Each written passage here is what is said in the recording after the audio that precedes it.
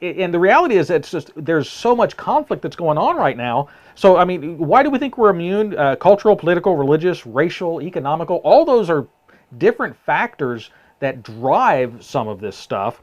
And we have some things listed here, some of the things causing conflict between, and we'll call it just blue and red. Yeah, because that's where the conversation's coming from. That's where the conversation's coming from. MGT or MTG Yep. it brought it up between red and blue states. Yeah, and there's some major differences that we have. We're not talking about just well, I don't like that color. Right. Now we've got here what some of the. Go ahead and list what you. Well, I want to lay it out what I think real quick. Okay. So there's a fundamental difference between a conservative mindset. Yes. And a socialist or we'll call them Democrat mindset. Conservative, by and large, and there are some people there out there that ruin it for us, but by and large, a conservative mindset is do what you want, let me do what I want, and leave me the hell alone. Yep.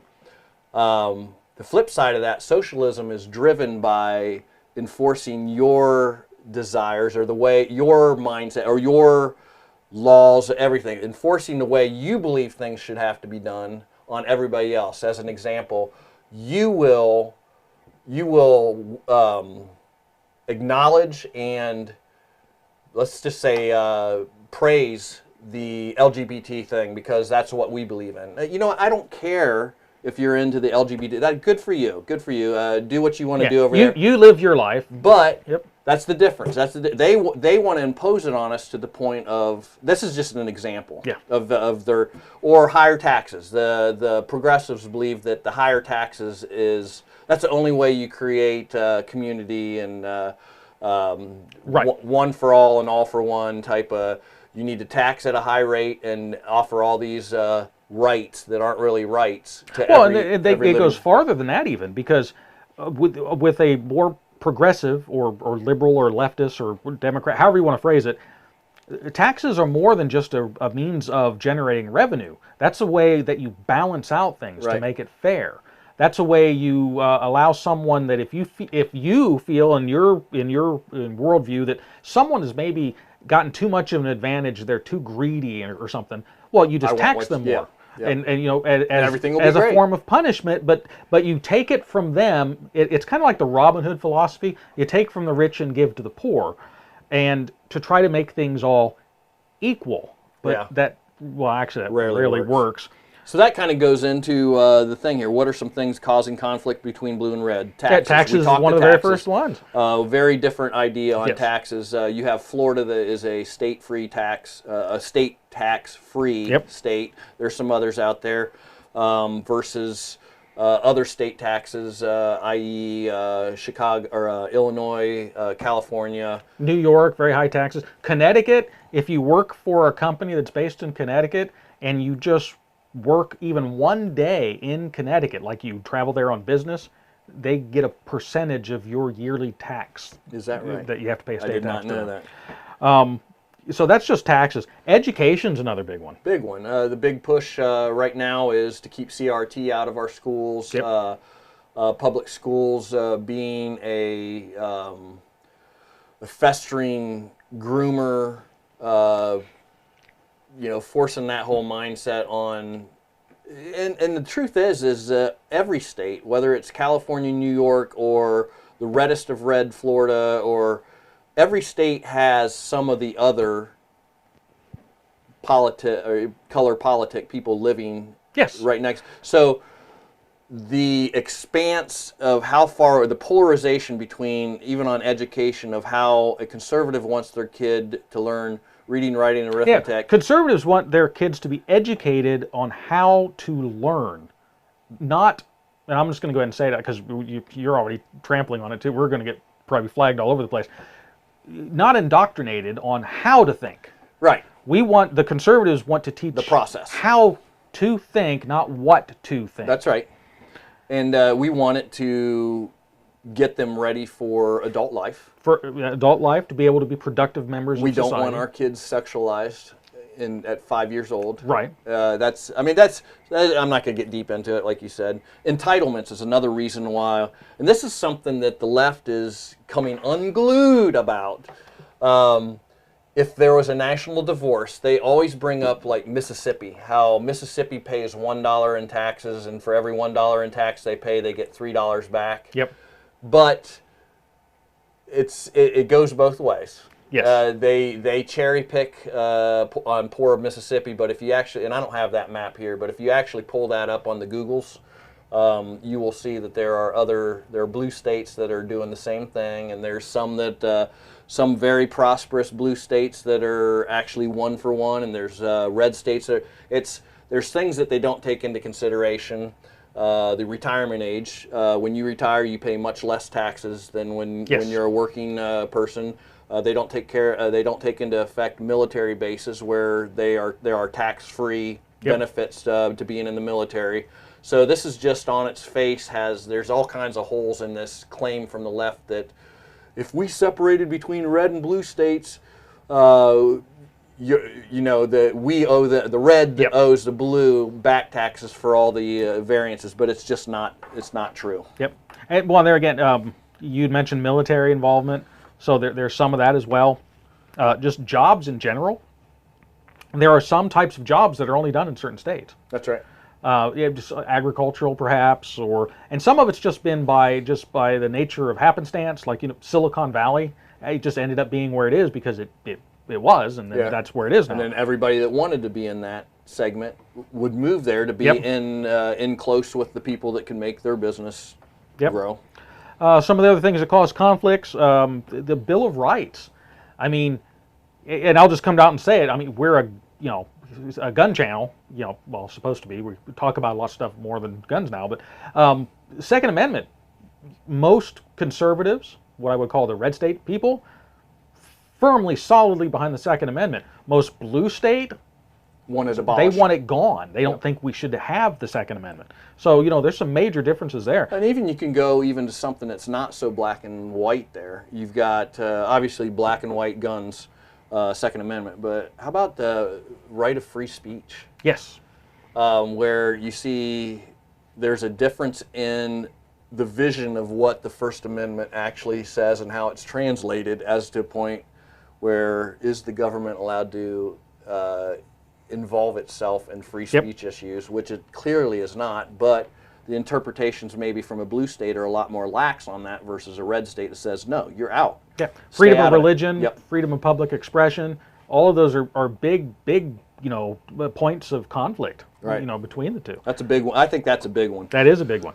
Corporate government collusion. That's kind of what I alluded to there with one side might be okay with government getting involved with YouTube or Twitter in order to seek out political enemies and kind of quiet them down a little bit, throttle them down a little bit. Quiet down that, what they would call disinformation when it's just information they don't agree with. Right.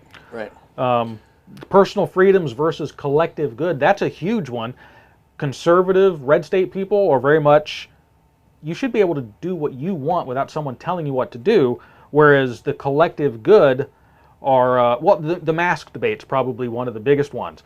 The personal freedom and the conservative red states are like, if I don't want to wear a mask, I'm not hurting anyone else but me. The collective good side, it's like, well, if you don't wear a mask, you're killing me. Hive mentality. It's a hive mentality, and there's pros and cons to really all of it, but there's like no possibility of a debate anymore. There's these two entrenched camps. And if there is an alternate view, what happens to them because of the previous? Then it's disinformation. It's disinformation, and you're not allowed to spout that. So. Right.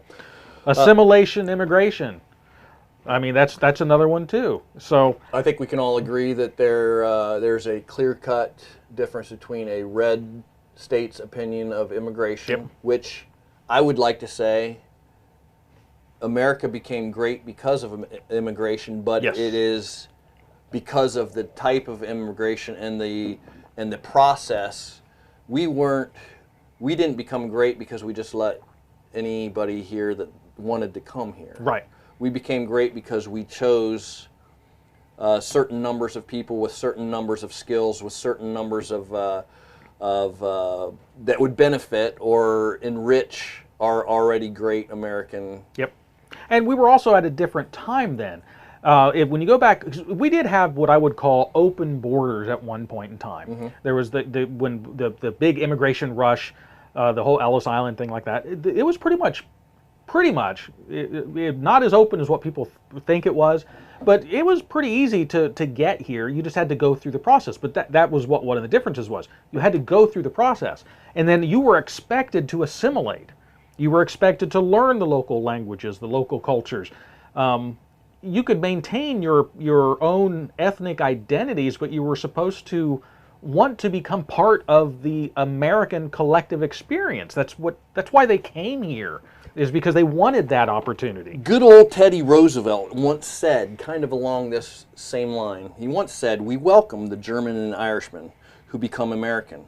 We have no use for the German and Irishman who remains such," meaning not assimilating. Roosevelt also pointed out monolingualism as a unifying creedal formulation process. I don't even know what that means.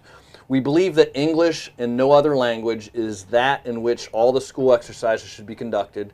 He must revere only our flag.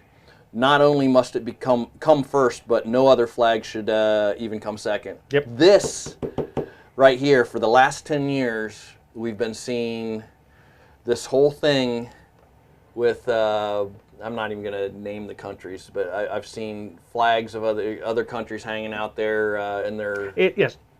I guess it's very clear that a lot of the, I'm not going to say all, but a lot of the people coming across now, they have no intention of becoming American. Right. They want to maintain their own. Yes. Take the good, what they can get from us up here, but maintain whatever their identity is from where they came from. And for those of you people that might think, oh, well, Teddy Roosevelt, he was one of those haters. Well, it wasn't just Roosevelt. Oh, really? Really. In 2008, who would you be talking about? 2008? Yeah. Barack Obama also echoed the same sentiment when, this is a quote from him, "When I see Mexican flags waved at pro-immigration demonstrations, I sometimes feel a flush of patriotic resentment," Obama wrote. Who said that, Bush? No, I'm pretty sure it was the other Obama. Oh, it was Barack? Yeah. Barack Obama. Yep. Interesting. Yeah. "When I'm forced to use a translator to communicate with the guy fixing my car, I feel a certain frustration." All right, fast forward 15 years. Is that a racist statement? Absolutely. It would be considered that now. Yep. 100%. Barack Obama, Hussein Obama, may have been a racist in 2008. Yep. All right, another one, Bobby Jindal. I don't know if you guys know him. He's been in the kind of conservative circles for a while. Infamously argued against hyphenated Americans. This bugs me. Yes. Actually, why? Yep. Why are you a German American? Why are you a Bolivian American? Why are you a Italian American? Why are you an African American? That's bullshit. It's, are you an American or not? And there doesn't need to be a prefix and a hyphen. Right. Are you an American or not? Yep. Cut that crap out. That just makes me angry. Yep. I would agree with that. I hope you've enjoyed this clip from the Craig's Gun Channel Random Shots program. The program airs Thursdays at 8 o'clock Eastern Standard Time. On Random Shots, we discuss content ranging anything from preparedness, survival, politics, firearms, basically anything that's 2A related, with sometimes some rabbit trails and things that aren't related at all. If you enjoy this type of programming, please hit the subscribe button and the notification bell so that you're notified when we release new content. And if you like it, hit the like button and share us if you would as well. It helps the algorithm and helps the channel grow and helps get our message out. So I guess until next time, stay safe.